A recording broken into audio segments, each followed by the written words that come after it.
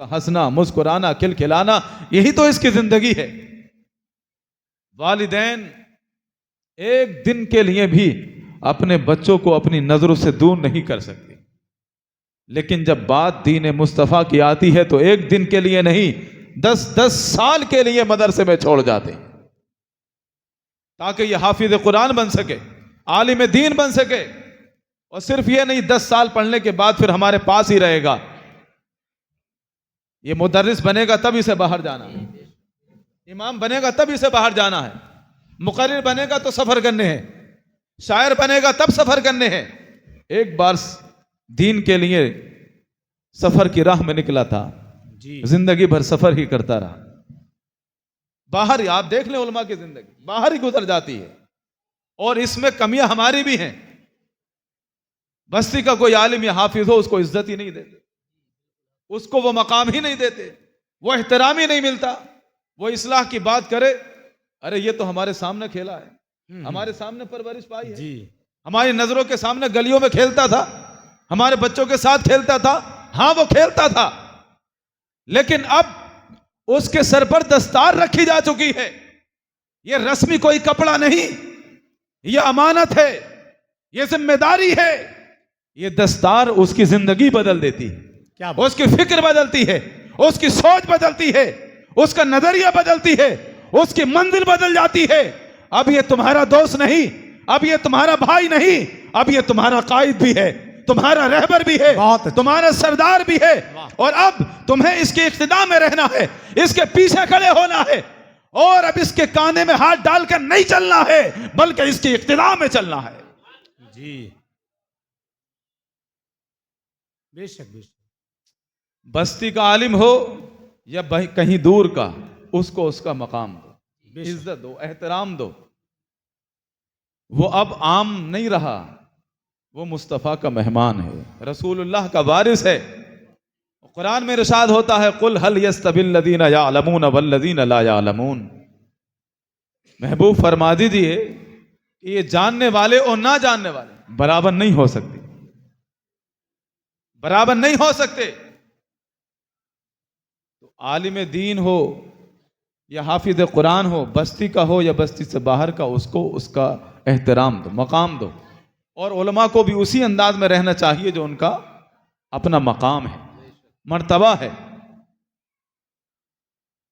तो वालिदैन एक दिन के लिए भी अपने बच्चों को नजरों के सामने से हटा नहीं सकते, लेकिन जब बात दीन की आती है तो 10-10 साल के लिए मदरसे में छोड़ दिया। जी क्या बात है, वाह।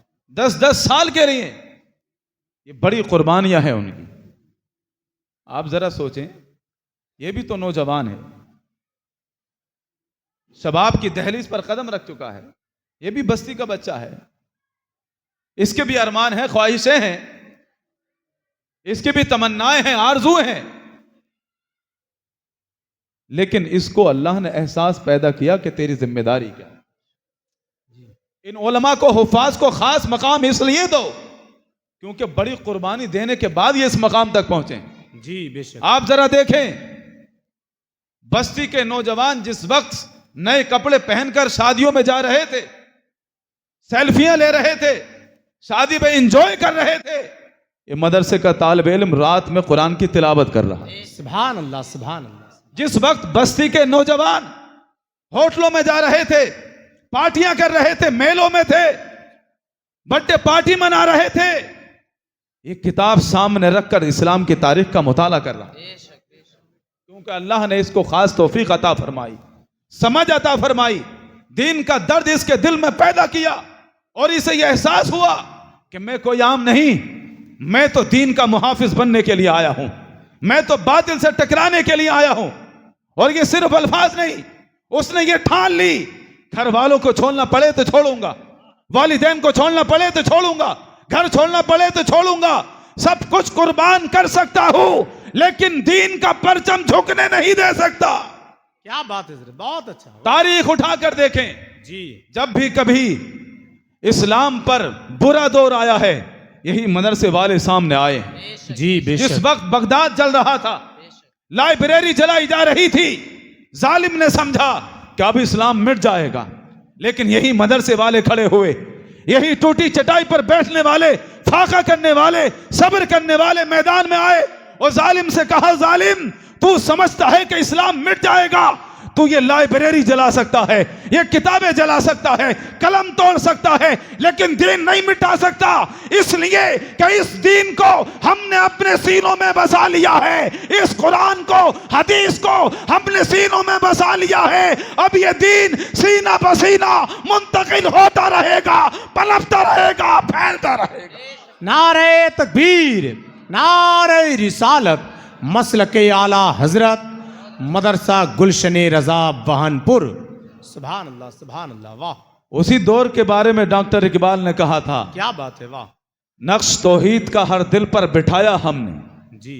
जेरे खंजर भी तेरा पैगाम सुनाया हमने, तू ही कह दे के उखाड़ा दरे खैबर किसने, तोड़े मखलूक के खुदा बंदों के पैकर किसने, किसने फिर ठंडा किया आतिश कदए ईरा को, किसने फिर जिंदा किया तस्किराए यज़दा को, कौन सी कौम फकत तेरी तलबगार हुई और तेरे लिए जहमत कशे पैकार हुई, किसकी शमशीर जहां गिर जहां दार हुई, किसकी तकबीर से दुनिया तेरी बेदार हुई, किसकी हैबत से सनम सहमे हुए रहते थे, मुंह के बल गिर के हुवल्लाहु अहद कहते थे। आ गया ऐन लड़ाई में अगर वक्त नमाज किबलारू होके जमी बोस हुई, कौम हिजाज एक ही सब में खड़े हो गए, महमूद व अयाज न कोई बंदा रहा न कोई बंदा नवाज, बंदाओं साकियों मोहताजों गनी एक हुए, तेरी सरकार में पहुंचे तो सभी एक हुए, दस्तों दस्त है दरिया भी न छोड़े हमने, बहरे जुल्मात में दौड़ा दिए घोड़े हमने।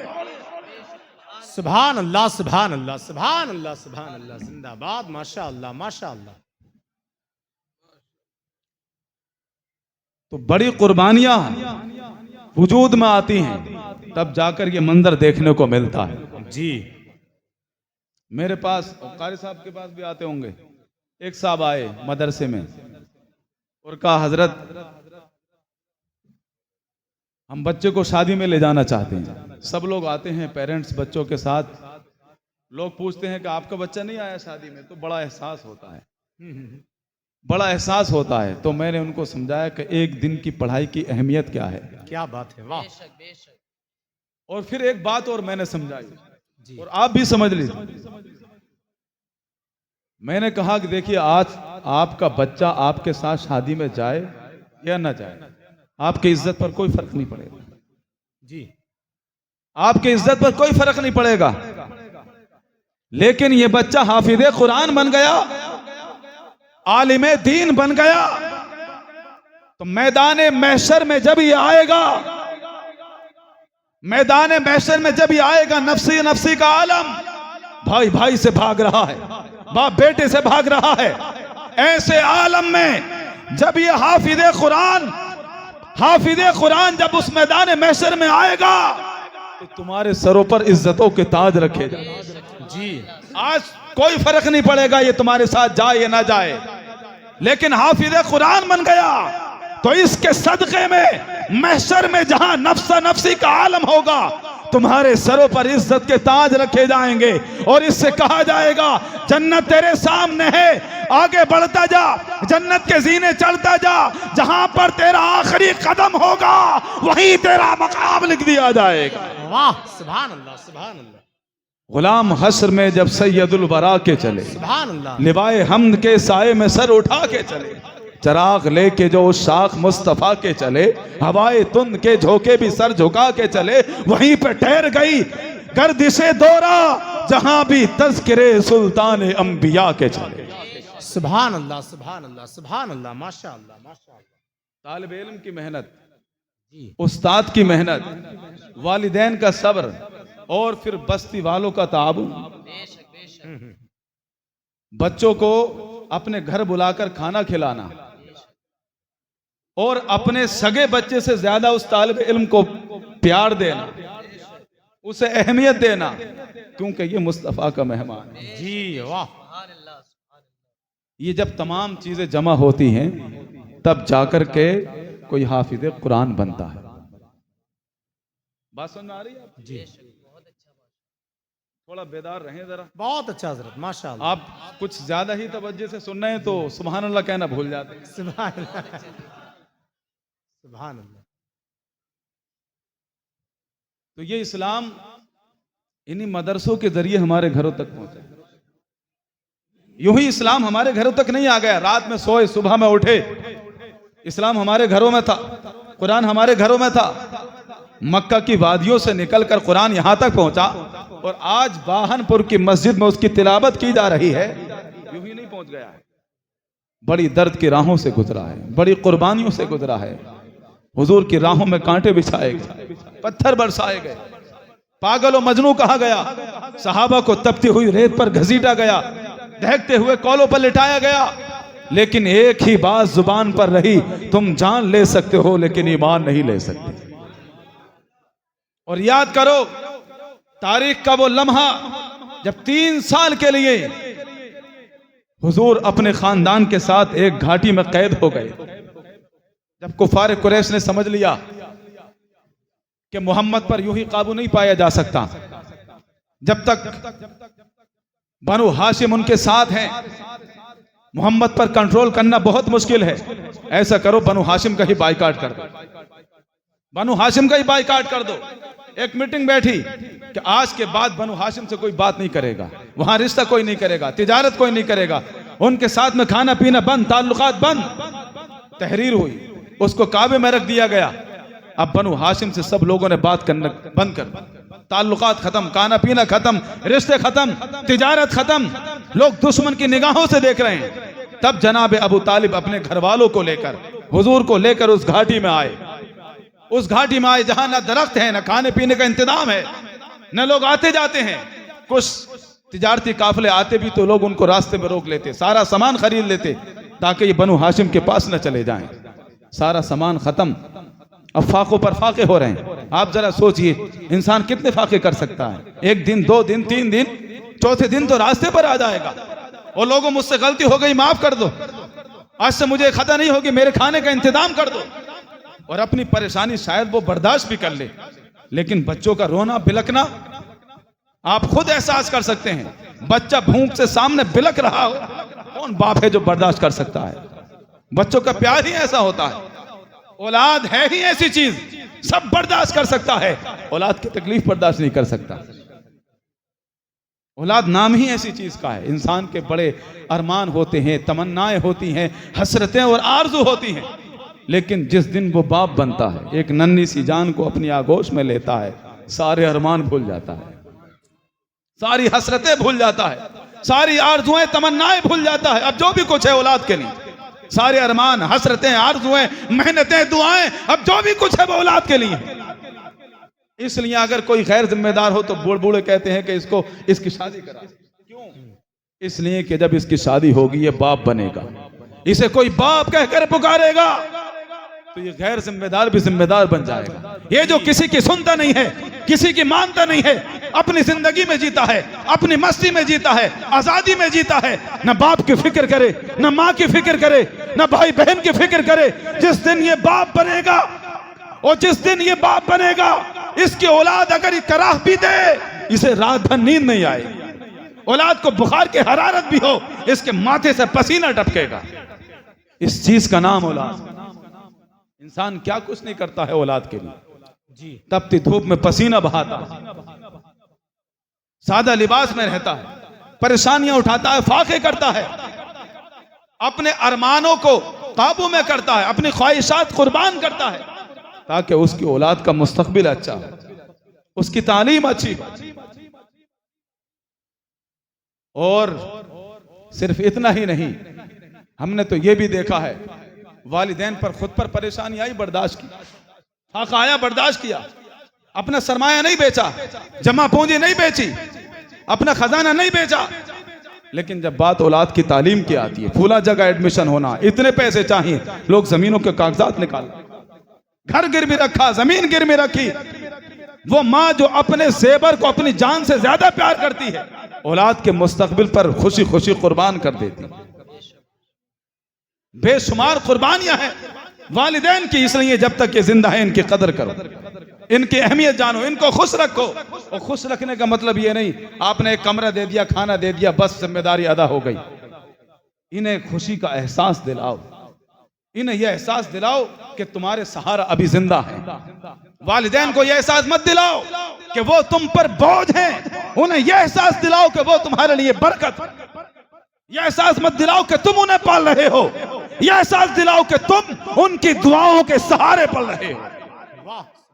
यह एहसास मत दिलाओ कि तुम उन्हें खाना देते हो, यह एहसास दिलाओ कि तुम्हारा घर, तुम्हारे बच्चे, तुम्हारे आंगन में खुशियां, ये जो भी कुछ है ये वालिदैन की दुआओं के सदक़े।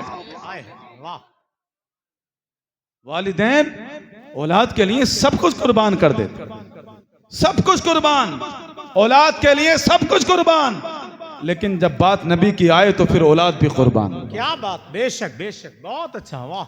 उस घाटी में बच्चे रो रहे हैं, चीख रहे हैं, भूख से बिलक रहे हैं। कुफारे कुरैश ने कहा, देखा मोहम्मद का साथ देने का नतीजा, देखा कैसे तुम्हारे बच्चे बिलक रहे हैं, अब भी वक्त है, हमारे साथ आ जाओ, मोहम्मद को हमारे हवाले कर दो। कहा कि खबरदार, कितने अजीम थे वो लोग, खबरदार, तुम ये क्या कहते हो कि हम भूख से डर जाएंगे? हम अपने खून का एक एक कतरा कुर्बान कर सकते हैं, अपनी जानें कुर्बान कर सकते हैं, अपने बच्चे कुर्बान कर सकते हैं, लेकिन मोहम्मद को तन्हा नहीं छोड़ सकते। अल्लाह अल्लाह अल्लाह, क्या बात, अपने आका को तन्हा नहीं छोड़ सकते। बड़ी कुर्बानियों के बाद इस्लाम हम तक पहुंचा। आज लोग कदर इसलिए नहीं करते कि कोई कुछ गया नहीं, कोई कुर्बानी नहीं, कोई पैसा नहीं, बस मुसलमान के घर पैदा हुए मुसलमान हैं, इसलिए इस्लाम की कदर नहीं। जिंदगियों में कहीं इस्लाम नजर नहीं आता, इस्लामी तालीमात नजर नहीं आती। आप देखें मुसलमानों की शादियों के हाल, रिश्ते से लेकर शादी तक कहीं शरीयत का जिक्र नहीं, कहीं मुस्तफा का फरमान नहीं, बस निकाह के वक्त कुछ देर के लिए, वो भी लोग एक दिन पहले करने लगे ताकि उनकी खुशी में खलल ना पड़े। बड़े बड़े परहेजगार बदल जाते हैं शादी के मौके पर, बड़े बड़े परहेजगार और बड़ी बड़ी पर्दा नशी औरतें, जिन तवज्जो है आपकी, बड़ी पर्दा नशी औरतें जिनके पड़ोसी ने भी उनका चेहरा ना देखा, जिनके किसी रिश्तेदार ने उनका चेहरा ना देखा। आप शादी हाल में उनका हाल देखें, उन पर्दा नशीनों को शादी हाल में देखें, बाल बिखरे हैं, मेकअप लगा है, सेल्फी ली जा रही है, और घर में पर्दा। मतलब क्या है? यानी मैले कपड़े हैं तो पर्दा जी, और महंगे कपड़े हैं तो बेपर्दा जी। जब आप महंगे कपड़े पहन लिए, फैशन कर लिया, तो अब बेपर्दा। ये घर की चार दीवारी में पर्दा करने का नाम पर्दा नहीं है। क्या बात। जब कोई फंक्शन हो, शादी हो, लोग महंगे महंगे कपड़े पहन कर आए, अपने हुस्न की नुमाइश करें, अपनी खूबसूरती की नुमाइश करें, पूरे शादी हाल में कोई पर्दा करने वाली बच्ची ना हो। उस वक्त जो औरत, जो बच्ची अपने आप को ढांप लेती है, अपनी हया को बरकरार रखती है, यह असल में पर्दा है। क्या बात है। और अल्लाह ताला अर्श पर मुस्कुरा कर कहता है, दुनिया को देखो, एक दूसरे को खुश करने में लगे हैं, ये मेरी बंदी मुझे राजी करने में। बहुत अच्छा भाई, वाह वाह वाह, जिंदाबाद जिंदाबाद, बहुत अच्छा, सुभान अल्लाह।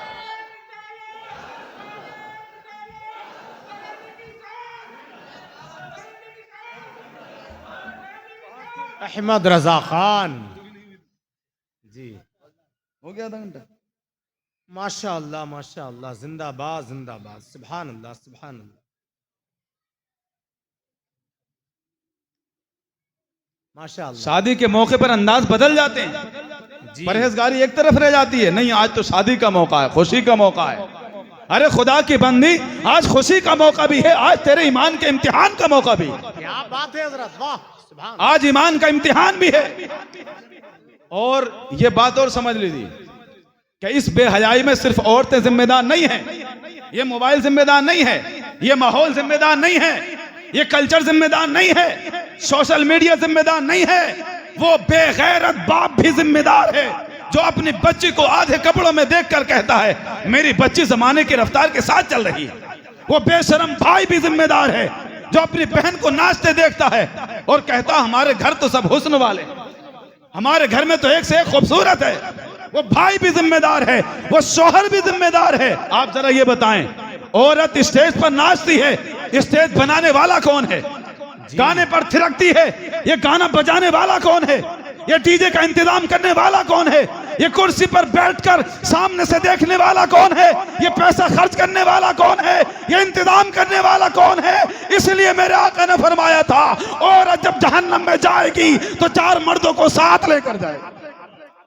अल्लाह अकबर, अल्लाह। चलिए, मैं वक्त का बहुत पाबंद हूँ और वक्त पूरा हो चुका है, तो इंशाअल्लाह फिर अच्छा कभी यार। अगर मौका मिला तो गुफ्तगू होगी।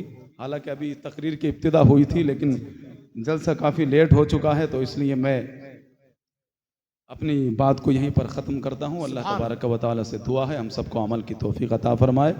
व आखिर दावाना अनिल हम्दुलिल्लाहि रब्बिल आलमीन।